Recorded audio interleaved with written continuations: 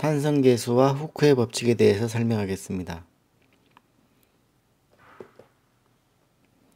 후크의 법칙은 우리가 지난 시간에 배웠던 응력과 변형률 사이의 관계를 정의하는 법칙입니다. 어떤 구조물에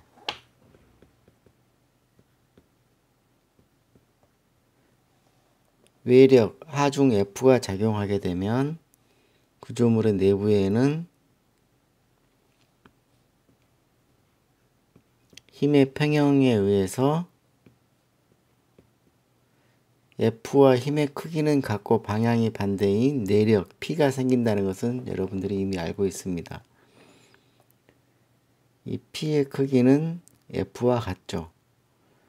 그리고 이 P는 내력이고 부재의 축 방향으로 작용하기 때문에 축력이라고 합니다. 축 방향력이죠. 이 P는 또한 구조 부재를 변형시키는 변형량을 발생시킵니다. 델타죠. 변형량 델타. F는 P를 발생시키고 P는 델타를 발생시킨다.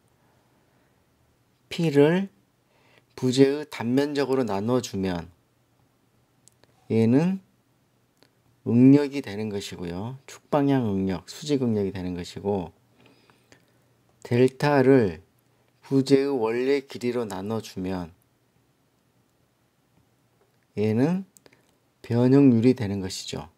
그래서 결국은 P가 커지게 되면 그 이전에 F가 증가하게 되면 P가 커지게 되고 P가 커지게 되면 변형량 늘어나거나 줄어드는 변형량도 늘어나게 되고 P가 커지면 분자에 있기 때문에 응력도 커지게 되고 델타가 커지면 변형률도 커지게 되는 것이죠. 그래서 이 응력과 변형률 사이에는 과연 어떠한 관계가 있을 것인가?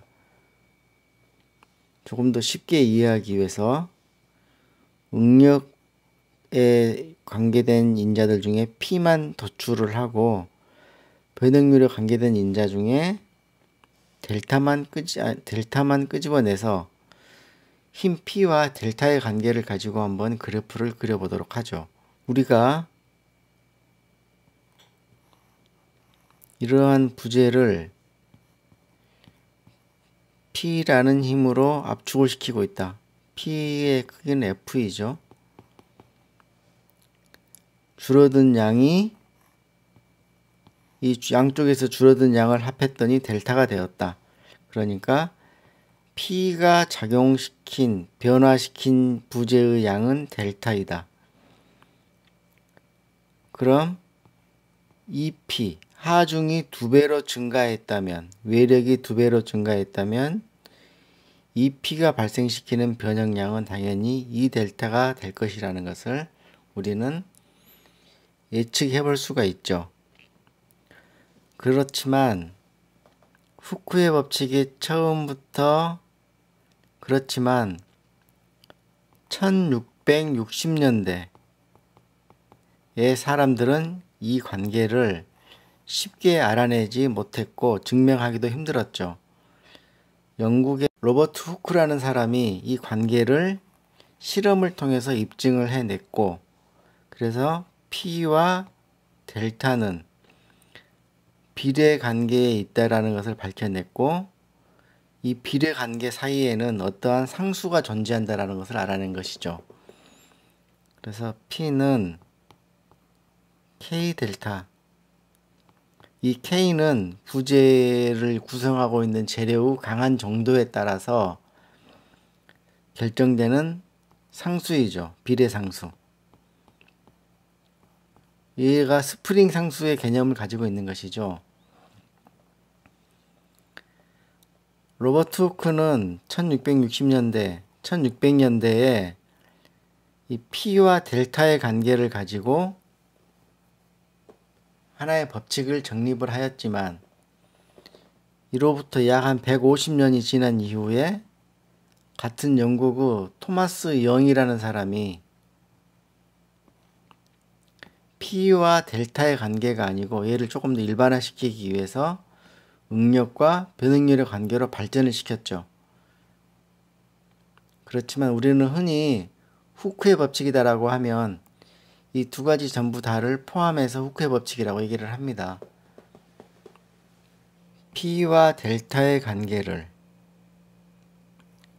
응력과 변응률의 관계로 발전시킴으로써 모든 재료들을 상대로 상호 비교가 가능하게 되었죠. 어떤 이렇게 생긴 금속 C편이 하나 있습니다. 시험편이 하나 있고 양쪽에서 F라는 힘으로 잡아당깁니다. 최초의 이 C편의 길이는 L이 되는 것이고요. 힘을 증가시키면 이 부재의 시험편의 내부에는 P라는 내력이 생겨나게 되는 것이죠. 힘을 증가시키면 P도 증가해가고 L도 점차적으로 L-로 늘어나겠죠. L''으로 늘어나겠죠. 그래서 이 관계를 그래프로 그린 게 오른쪽에 있는 그림입니다. 자, F를 편의상 P라고 칭하겠습니다. F와 P는 같은 값이기 때문에 P가 증가를 해 가게 되면 L-가 증가해 간다는 얘기죠. L-가 늘어난다는 얘기는 델타 값이 커진다는 얘기입니다. 왜냐하면 L-L이기 때문에. 최초의 길이 L은 변화가 없죠. L'은 하중을 받으면 점점 늘어날 것이기 때문에 P가 커지게 되면 델타가 당연히 커지게 됩니다. 또한 P가 커지게 되면 부재의 단면적, 이 목의 단면적을 생각을 해보면 A분의 P이기 때문에 이 값도 커지게 되는 것이죠. 응력값이죠. 응력과 변응률의 관계를 그래프로 그렸습니다. 그래프로 그렸더니 이와 같은 직선 관계를 보이더라는 것이죠. 강제의 경우에는, 보통 스틸의 경우에는 응력과 변응률의 그래프가 일정 구간까지는 직선 관계를 보이다가 소송으로 들어가서 극한 응력 값에 도달한 이후에 파괴가 되는 이와 같은 전형적인 형상을 보이고 있죠. 그렇지만 후크의 법칙은 탄성 범위 내에서 적용하는 것을 원칙으로 하고 있기 때문에 탄성 범위를 벗어나는 부분에 대해서는 추후에 설명을 하도록 하겠습니다. 응력과 변응률의 관계는 초기 직선 기울기를 갖는 부분, 비례 한도점, 탄성 한도점, 비례한 게 탄성한 게라고 얘기를 하죠. 이 영역 내에서만 후크의 법칙이 성립하기 때문에 이 구간을 기준으로 설명을 하겠습니다. 이 직선 구간의 기울기는, 우리가 기울기는 삼각형이 있을 때 밑변, 높이, 이 기울기는 어떻게 구하는 것이죠? 기울기는 밑변분의 높이로써 구할 수 있죠. 이 구간의 직선 구간의 밑변의 길이를 델타 입실론이라고 하고 이 구간의 높이를 델타 시그마라고 하면 기울기는 델타 입실론분의 델타 시그마로 쓸 수 있겠죠. 그런데 직선 구간이기 때문에 이 기울기 값이 어느 한 구간이나 전체 구간이나 값이 같겠죠. 그래서 이 기울기를 우리가 뭐라고 하냐면 탄성 영역에서 탄성 범위 내에서 적용되는 계수이기 때문에 탄성 계수라고 말을 하고 일래스틱 모듈러스, 그래서 E라고 씁니다. E는 기울기를 의미하는 것이기 때문에 밑변 입실론분의 높이 시그마로 정의가 됩니다. 이 기울기가 탄성계수이다. 탄성계수가 크다 라는 얘기는 재료가 더 단단하다라는 얘기입니다. 탄성계수가 크다라는 얘기는 재료가 더 단단하다, 단단한 성질을 갖는 재료이다 라는 것을 의미하는 것입니다. 탄성계수는 재료의 고유한 특성입니다. 고유한 값입니다. 예를 들어서 콘크리트 재료로 만들어진 부재, 콘크리트와 스틸, 강을 한번 비교를 해 보겠습니다. 스틸은 콘크리트에 비해서 탄성계수가 약 8배에서 10배 정도 큽니다. 콘크리트보다 스틸이 8배, 10배 정도 크다 라는 얘기는 스틸이 콘크리트보다 8배에서 10배 정도 더 단단하다라는 얘기죠. 계산하기 쉽도록 10배라고 생각을 해보겠습니다. 같은 길이의 같은 단면적을 갖는 콘크리트 부재와 스틸 부재가 있습니다. 콘크리트 부재에 힘을 가했더니 콘크리트 부재가 늘어난 길이가 10mm였습니다. 같은 힘을 스틸 부재에 가하게 되면 스틸 부재는 얼마나 늘어날까요? 1mm가 늘어나게 되겠죠. 왜냐하면 스틸이 콘크리트보다 10배 더 때문에 단단하기 때문에 응력과 변응률의 관계에서 예를 들어서 콘크리트의 탄성계수 이 C 값이 2.0 곱하기 10의 5승 메가파스칼이다. 스틸의 탄성계수는 얼마가 된다는 얘기인가요? 2.0 곱하기 10의 6승 메가파스칼이 된다는 얘기죠. 10배 차이가 나야 되니까. 기울기로 생각을 해보면 이렇게 되겠죠. 탄성계수 2는 재료의 고유한 성질을 표현하는 하나의 수치로서 정의가 되는 것이고요. 탄성계수가 크다라는 얘기는 재료가 단단하다, 강하다는 얘기가 아닙니다. 단단하다. 동일한 하중을 받아도 변형되는 양이 작다라는 뜻입니다. 이걸 한번 보시겠습니다. 강하다는 것과는 개념이 달라요.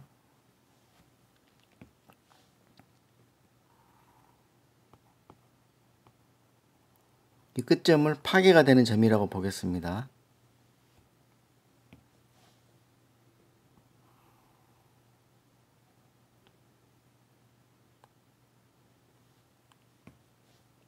응력, 변형률 A번, B번. A번과 B번 중 어떤 재료가 더 큰 하중을 받을 수 있나요? A번과 B번 중 어떤 재료가 더 큰 하중을 받을 수 있나요? 당연히 파괴되는 점에서 응력값을 체크를 해보면 A라는 재료로 만들어진 부재보다 B라는 재료로 만들어진 부재의 응력이 더 크다라는 것을 알 수 있죠. 응력이 크다라는 것은 P가 더 크다는 얘기죠. P가 크다는 얘기는 F가 크다는 얘기입니다. F가 커야 P가 커지기 때문에. 그래서 그러면 파괴될 때까지 발생되는 변형량은 A번 재료와 B번 재료의 어떤 재료가 더 많은 변형을 발생시키죠.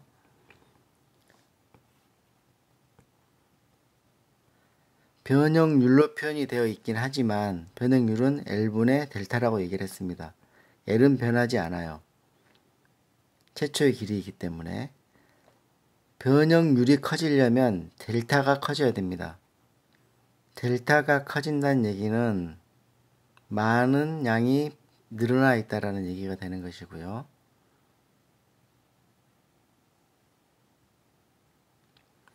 델타가 크다라는 얘기는 재료가 또 무르다, 단단하지 않다라는 얘기입니다. 그래서 단단한 정도를 표현할 때는 A번 재료가 더 단단한 것이 맞죠. 같은 크기의 힘을 받았을 때 늘어나는 양이, 변형되는 양이 B번 재료보다는 A번 재료가 더 작기 때문에 더 단단한 것이고요. 그래서 탄성계수가 큽니다. 기울기가 급하다는 얘기고, B번 재료는 더 단단하진 않지만 하중을 견디는, 마지막 단계까지 하중을 견디는 능력은 B가 더 큰 것이죠. 그래서 재료가 단단하다, 단단하지 않다, 강성이 크다 라는 얘기와 강도가 크다, 재료가 파괴될 때까지의 버티는 파괴 시의 응력 상태가 더 어느 것이 크냐라는 말하는 강도가 크다라는 것은 서로의 개념이 조금 다릅니다. 탄성계수에 대해서 조금 더 설명을 하겠습니다. 그러면 탄성계수 2는 그래프에서 직선 구간의 기울기가 된다라고 말했습니다. 기울기를 구하려면 밑변 높이, 그래서 변형률분의 응력이 되는 것입니다. 탄성계수의 단위는 어떻게 될까요? 단위를 한번 보겠습니다. 변형률은 단위가 없죠. 무차원이라고 얘기를 했습니다. 없다. 응력의 단위는 파스칼이다. 파스칼은 뉴턴 퍼 미터의 제곱. 힘을 면적으로 나눠준 것이죠. 힘을 면적으로 나눠줘서 얻은 단위입니다. 그렇다면 탄성계수의 단위는 어떻게 되는 것이죠? 1분의 뉴턴 퍼 미터의 제곱. 예, 1분의 1이라는 얘기죠. 해보면 다시 미터의 제곱 뉴턴.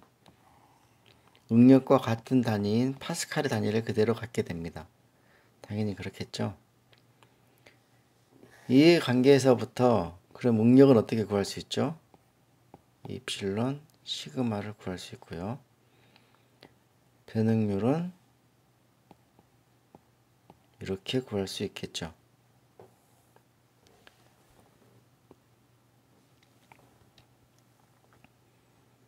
후크의 법칙이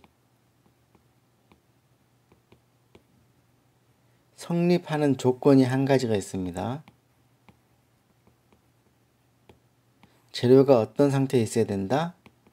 탄성 범위 내의 상태에 있어야 된다. 탄성을 벗어나게 되면 소성 단계로 들어가는 것이죠. 탄성에 대한 개념은 무엇입니까? 어떤 부재에 힘을 가했다가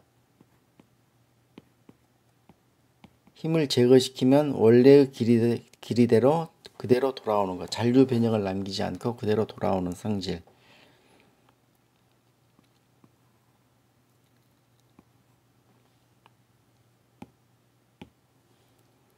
최초의 길이가 100mm였습니다. 힘을 가했더니 이 늘어나는 길이가 110mm가 됐습니다. 힘을 제거했더니 다시 돌아왔는데 얼마로 돌아왔냐면 105mm로 돌아왔습니다. 이건 탄성이 아니죠. 소성 상태인 것이죠. 잔류 변형이 5mm가 남아 있습니다. 이건 탄성이 아니다. 이런 상태에서는 후크의 법칙이 성립하지 않습니다. 후크의 법칙은 탄성 범위 내에서만 적용이 가능하다. 탄성은 뭐다? 어떤 물체에 힘을 가했다가 힘을 제거시키면 잔류 변형을 남기지 않고 원래의 상태로 되돌아오는 성질을 말하는 것입니다. 수직 응력을 구할 때 A분의 P로 구하죠. 축방향의 하중을 받고 있는 상태에서 그 축방향의 하중이 발생시키는 수직 응력, 축응력은 A분의 P다. 오늘 배운 응력은 어떻게 구할 수 있다고요? 후크의 법칙에서부터 응력은 이 입실론으로 구할 수 있습니다. 이 두 가지는 어떤 관계이냐? 같은 값이죠. 우리가 어떤 부재에 발생되어 있는 응력을 구하려고 할 때 주어져 있는 조건 중에 알 수 있는 것들을 찾아서 위에 있는 식을 A번의 식을 쓰던 B번에 있는 식을 쓰던 관계는 없습니다. 이 식에서부터 우리가 또 중요하게 한 가지 얻어낼 수 있는 것이 있죠. 응력은 A분의 P이고 또 응력은 탄성계수 곱하기 변응률이기 때문에 탄성계수 곱하기 L분의 델타로 쓸 수 있고요. 결국은 이 두 가지의 관계에서부터 A분의 P는 L분의 2 델타다라는 것을 알 수 있죠. 여기에서부터 델타는 2A분의 PL이다 라는 것을 얻어낼 수가 있습니다. 이 경우는 축방향으로 하중 P가 작용하게 되면 그 부재는 얼마만큼의 변형량을 발생시킬 수 있을 것인가를 알아낼 수 있는 중요한 식입니다. 이걸 한 가지 보겠습니다.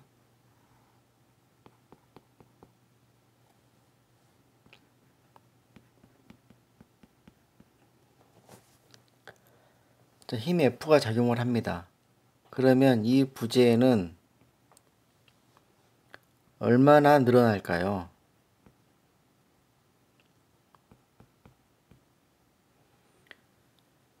우리가 역학을 배우지 않았다 하더라도 이 델타를 결정짓는데 영향을 미칠 수 있는 인자들은 뭐가 있을까요? 첫 번째, 부재의 길이 L이 있겠죠. L. 그 다음에 이 재료가 이 부재가 어떤 재료로 만들어졌는지 재료가 무엇인지를 표현할 수 있는 것. 탄성계수 2죠.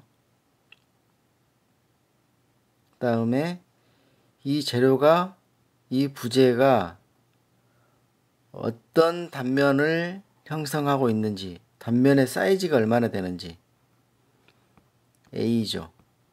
델타를 발생시키려면 외력 P가 있어야 되고 외력 F가 있어야 되고 그로 인한 P가 있어야 되겠죠.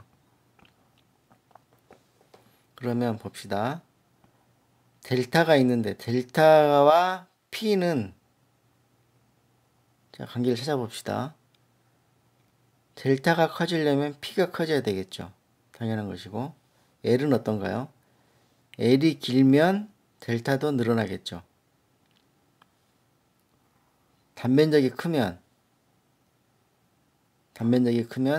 동일한 힘이 작용하더라도 변형량은 작겠죠. 탄성계수가 크면 재료가 단단하면 그 얘기죠.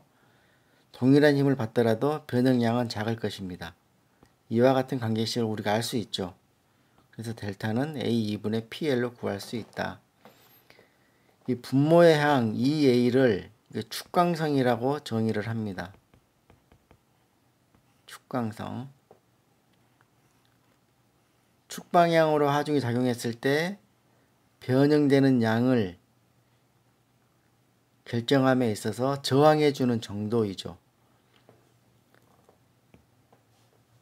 A는 단면의 기하학적 성질.